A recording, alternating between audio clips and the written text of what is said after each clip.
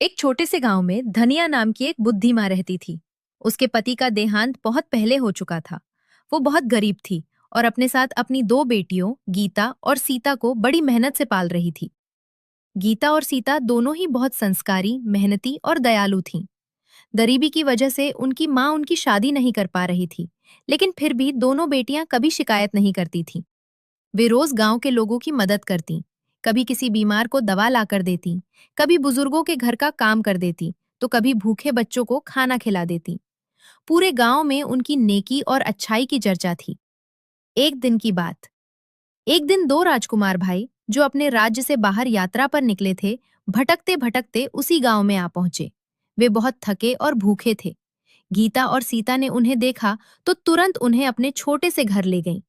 उन्होंने जो थोड़ा बहुत खाना था वही राजकुमारों को खिला दिया और उन्हें आराम करने की जगह दी। बुद्धिमाँ ने भी उन्हें अपने बेटों की तरह प्यार दिया।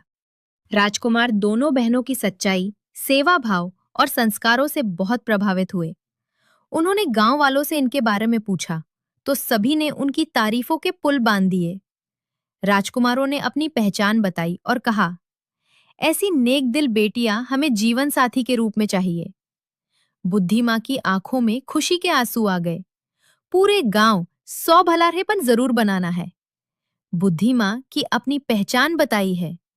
बुद्धिमाँ ने अपने कहा भी लगी है कि सहमति से गीता और सीता की शादी उन दोनों राजकुमार भाइयों से हो गई।